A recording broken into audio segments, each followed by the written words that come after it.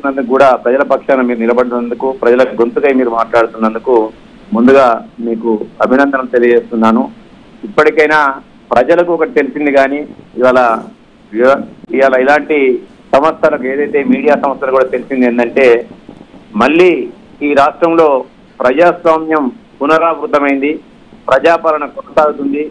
స్వేచ్ఛా స్వాతంత్రాలను, పౌర హక్కులను, ప్రాథమిక హక్కులను ఇవాళ కాపాడే విధంగా ఈ ప్రభుత్వం ముందుకు వచ్చింది, ఆ ఆలోచనలో నడుస్తుందని చెప్పి ఈ యొక్క చర్య ద్వారా ప్రజలకు కూడా తెలిసింది. ఇవాళ ఏదైతే మీరు ఈ యొక్క రంగనాయక సాగర్ యొక్క లీలలు మీరు బయట పెట్టారో అవన్నీ కూడా అక్షర సత్యమని నేను భావిస్తున్నాను. ఎందుకంటే దాని పక్కనే నా కాన్ఫిడెన్స్ ఉంటుంది.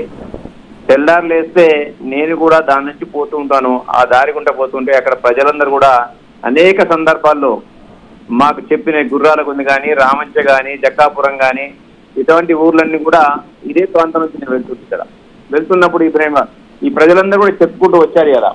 కాకపోతే ఒక నిస్సహాయకమైన స్థితిలో వాళ్ళు ఉన్నారు. అప్పుడు ఇవాళ మీరు ఏదైతే ఈ యొక్క సంఘటన గురించి వెలికి తీసుకొచ్చారో ఇక్కడ అనేక మంది ప్రజలు కొంచెస్తారని కూడా సిద్ధంగా ఉంటారు. ఇవాళ హరీష్ రావు గారు ఒక గోముఖ వ్యాఘ్రం అని చెప్పి మీరు చెప్పకనే చెప్పారు. ఇవాళ హరీష్ రావు ఏదో ఆనిముత్యము, ఇంకోటి స్వాతిముత్యం కాదు. ఇక్కడ కేసీఆర్ గారి కుటుంబంలో అందరూ కూడా లంకలో పుట్టిన రాక్షసులే. కేవలం వాళ్ళ స్వార్థ ప్రయోజనాల కొరకు మాత్రమే తెలంగాణ ఉద్యమ సమయంలో ఉద్యమాన్ని తర్వాత తల్లి సోనియా గాంధీ గారు తెలంగాణ రాష్ట్రం ఇచ్చిన తర్వాత ప్రజలు పట్టం కడితే మళ్ళీ వాళ్ళ యొక్క స్వలాభం కొరకు, స్వార్జితం కొరకు మాత్రమే తెలంగాణలో తమ అధికారాన్ని వాడుకున్నారు తప్ప ప్రజల సంక్షేమం కొరకు ఏ కోశాన కూడా వాళ్ళు వాడుకున్న పోకన పోలేదు. వాళ్ళ ఆ ప్రాంతంలో వినబడుతుంది, ఎక్కడ చూసినా వినబడుతుంది. ఎవరిని అడిగినా ఏ యొక్క గుండెను కవింత చెప్తుంది.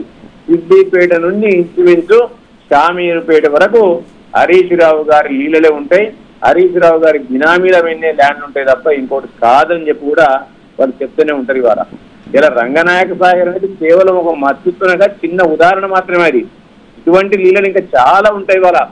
ఇవాళ సరే బినామీల మీద ఉంటాయా, ఇంకోళ్ళ పేర్ల మీద ఉంటాయా చూసినట్టయితే ఇవాళ అందుకే ఇన్వెస్టిగేటివ్ జర్నలిజం వైపు మీరు మీ జర్నలిజాన్ని తీసుకెళ్లి ఏదైతే ఈ కథనాన్ని ఈ రోజు మీరు పిలిపించినో వెలికి తీసుకొచ్చిన సంఘటనను అటువంటి సంఘటనను ఇంకా తీసుకురావాల్సిన బాధ్యత కూడా మీ పైన ఉందని చెప్పి నేను ఎక్టీవీ యాజమాన్యానికి నేను విజ్ఞప్తి చేస్తున్నాను. ఖచ్చితంగా it's our duty sir, will continue it. ఖచ్చితంగా ఇందాక రఘునందన్ రావు గారు కూడా చెప్పారు, తోటపల్లి ప్రాజెక్టుకు సంబంధించి అక్కడ ఏ ప్రాజెక్టు రాకపోయినా ఇంతవరకు సేకరించిన భూములను వాళ్ళు వెనక్కి ఇవ్వడం లేదు. డబ్బులు తిరిగి మిత్తితో సహా, వడ్డీతో సహా తిరిగిస్తామన్నా కూడా వాళ్ళకి భూములు ఇవ్వనటువంటి పరిస్థితి. ఆ విషయాన్ని కూడా బిగ్ టీవీ బయటకు తీసుకొచ్చే ప్రయత్నం చేస్తుంది. ఇది టిప్ ఆఫ్ ది ఐస్బర్గ్. ఇందాక నుంచి చెప్తున్నాను, చాలా